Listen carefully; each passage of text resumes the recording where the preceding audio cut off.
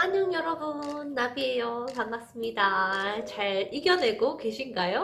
자, 제가 지난 며칠 전에 올린 코로나 영상들에 많은 분들이 답변도 달아주시고 감사하게 좋아요도 많이 눌러주시고 의견도 내주셔가지고 정말 많은 도움도 힘도 됐습니다. 저도 아일랜드에 살면서 뭔가 좀 계속 업데이트를 하려면 아무래도 이렇게 뉴스를 좀 더 보게 되고 안 되는 영어지만 어떻게 좀 들어보려고 하고 막 이런단 말이에요. 그러다 보니까 원래 제가 초반에 아일랜드에 와서 생겼던 살짝의 울렁증을 느끼게 됐어요. 약간 이런 거부 반응을 느끼게 됐는데 뉴스를 제가 원래 잘 안 봐요. 그리고 잘 이해도 못하고 아일랜드 관련된 건 다 영어잖아요. 그러니까 그걸 보다 보니까 굉장히 살짝의 그런 스트레스가 오면서 뭔가 이렇게 잦아들었던 영어 울렁증이 이렇게 다시 올라온 듯한 그런 느낌을 좀 받았어요, 요새.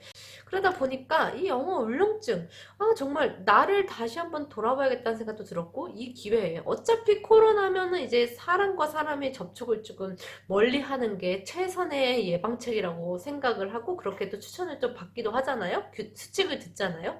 그러니까 이 기회에 내 울렁증이 어디서 어떻게 생각났는지, 나는 어느 정도의 수준인지, 이런 걸 좀 다시금 좀 객관적으로 이렇게 좀 차근차근 살펴보고, 내가 어느 정도의 레벨이고 나는 앞으로 또 어떻게 될지 어차피 방구석에 있는 거 드라마 몰려있는 거 보는 것도 좋아요. 영화를 보는 것도 좋아요. 음악 듣는 것도 좋지만 거기에 시간을 조금만 빼서 어떻게 영어 공부를 하는데 좀 쓰면 어떨까라는 그런 조심스러운 생각 그런 기특한 생각을 해보았습니다. 그래서 이번 영상에서는 그 영어 울렁증이 초반에 있었던 그 예전의 과거로 돌아가서 내가 어떨 때 영어 울렁증이 생겼고, 이런 식으로 해서 뭔가 극복이 좀 됐고, 영어가 잘 될 때는 언제였고, 안 될 때는 언제였는지 살짝 이렇게 좀 분석을 해서 앞으로의 그 영어를 공부하는 방향을 조금 잡아보려고 합니다. 나비의 영어 상태를 객관적으로, 보다 좀 객관적인 예를 들어드리면, 첫 번째, 캐셔로서 일하면서 사용하는 단순 표현.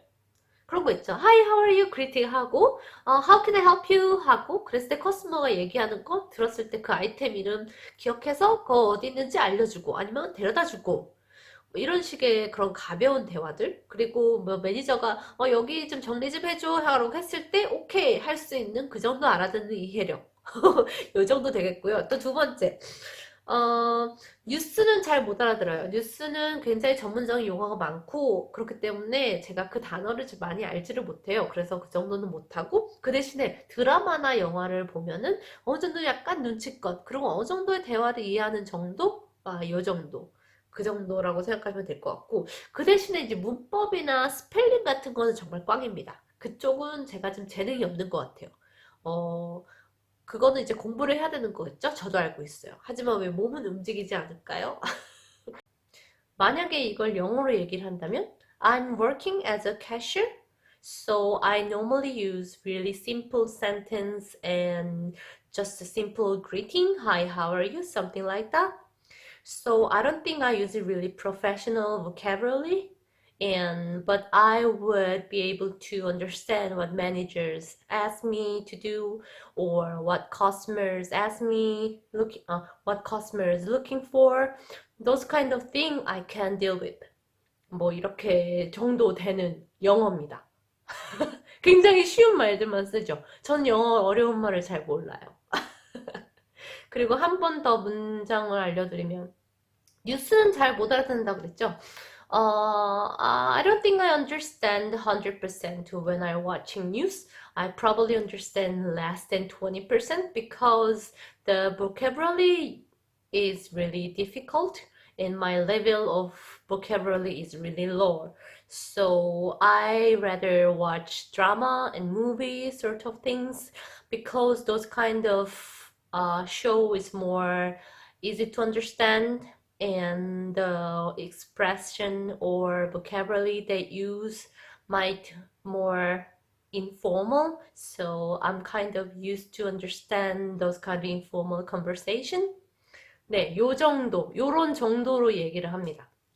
그러니까 막 진짜 못하는 건 아닌데 그렇다고 막 어디 가서 영어 잘해 요 정도까지는 아니란 얘기예요. 자, 그런데 이렇게 영어를 하기까지 4년이 걸렸다 치면은 저의 영어 울렁증은 언제 있었냐? 영어 울렁증이 생기기 시작한 거 이제 막 초반에 배울 때 막 너무 막 아무것도 모를 때 있잖아요. 딱 여기 왔는데 아무것도 못할 때 그때 생긴 것 같아요. 그래서 기본적으로 영어 울렁증이 생긴 이유는 제가 자신감이 없기 때문이라고 저는 결론을 내렸어요. 지금도 그 생각은 변함이 없습니다. 만약에 자신감이 생기면 영어는 극복할 수 있어요. 거기에 대한 예를 알려드릴까요? 만약에 진짜 영어 못하는 그 시절에 맥주가 조금 들어가죠? 알코올이 좀 들어가고 펍에서 친구들이랑 놀죠? 말이 막 술술 나와. 무슨 말인지 틀린지 아닌지는 기억도 안 나지만 그래도 말이 막 술술 나와. 그런 경험 혹시 여러분도 있지 않으시나요?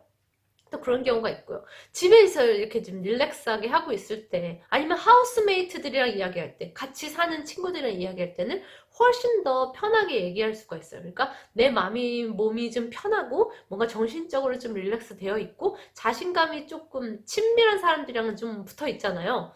나를 서로를 잘 아니까 그런 상황에서는 좀 잘 나온단 말이죠. 화가 났을 때도 굉장히 영어가 술술 잘 나오는 경험을 하실 수가 있어요.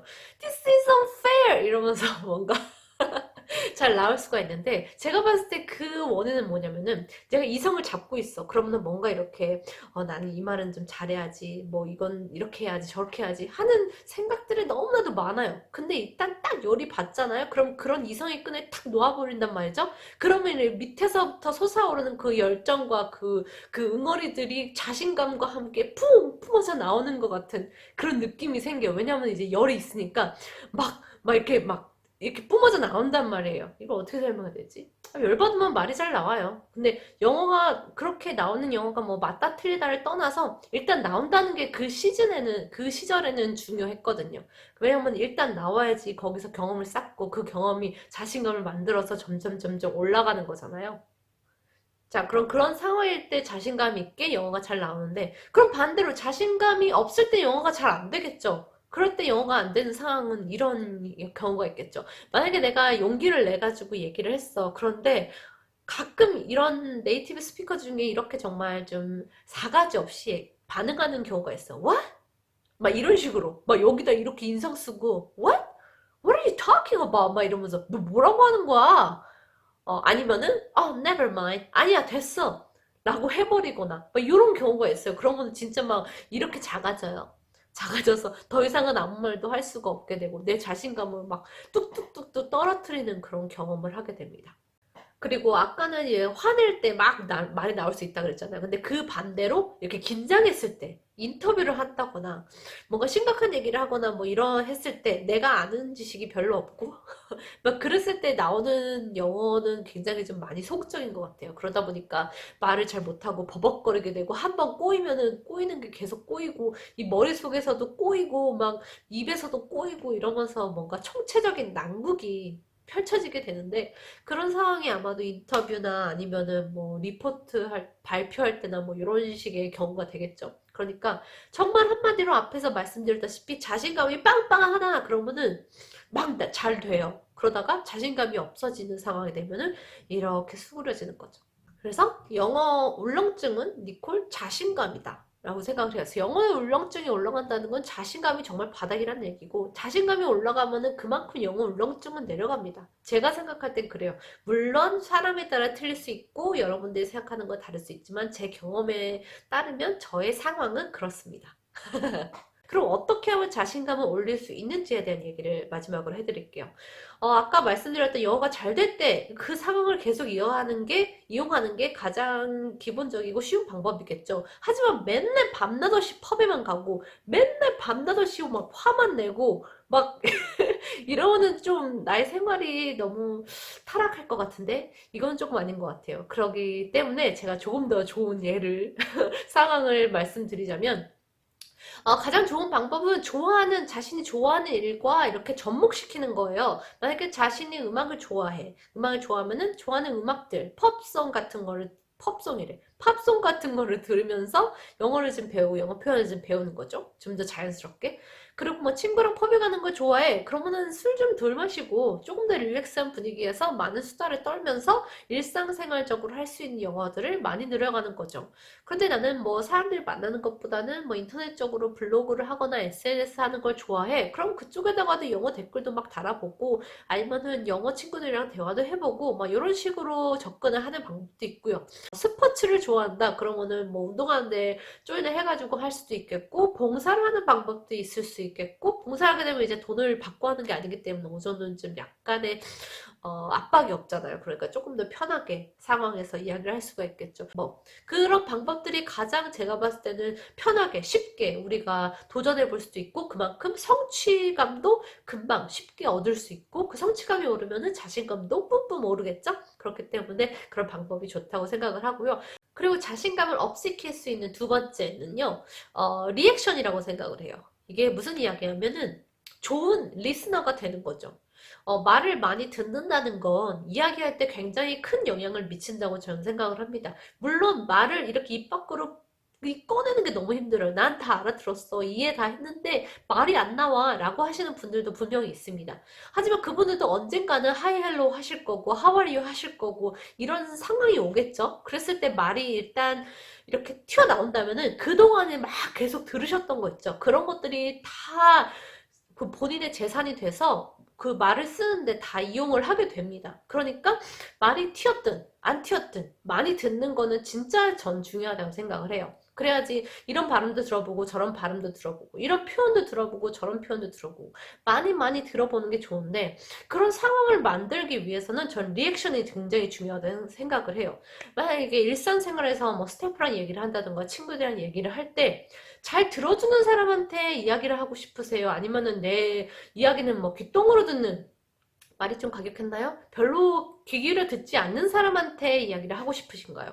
여러분도 잘 들어주는 사람한테 해주고 싶잖아요. 그리고 더 많이 하게 되잖아요. 그러니까 그런 사람이 되는 겁니다. 그러려면 리액션을 잘해야 되는데, 영어 리액션 영어 표현 있잖아요. 굉장히 좀 약간은, 좀 손발이 조금 으글거리는, 아니면 조금 좀 오바스러운 그런 느낌이 없지 않아 있는데, 저는 어느 정도 적응을 해서 전 굉장히 오바스럽게 잘 하는 편이에요. 리액션 굉장히 좀 크게 잘 하는 편인데, wow, that's hilarious. 진짜 웃긴다. 아니면, that's so funny. 이래도 되고, wow, that's interesting.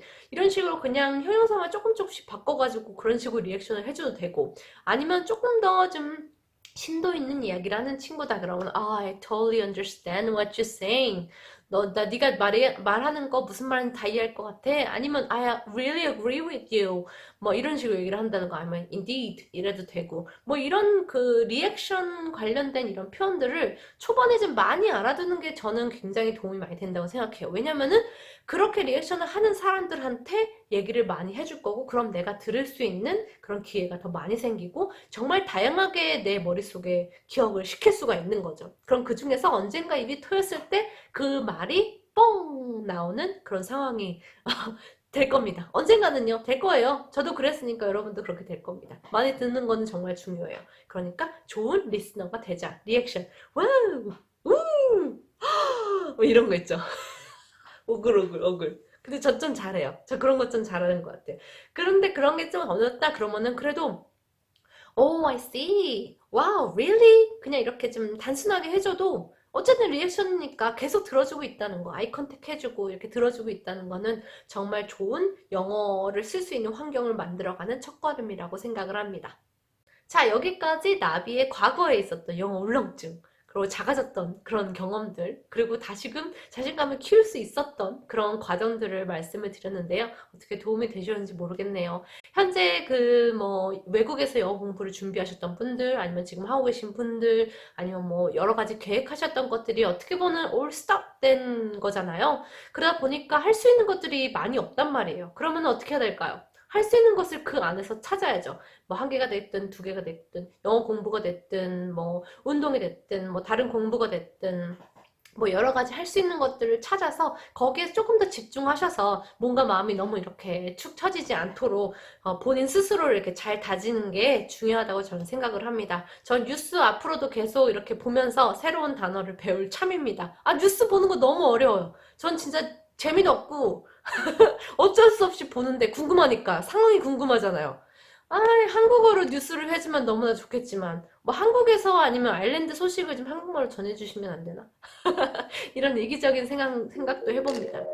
여기까지 영상이 재미있으셨다면 잊지 말고 구독과 좋아요 꾹꾹 눌러주시고요. 다음 영상에서 우리 더 건강하게 다시 만나요. 안녕.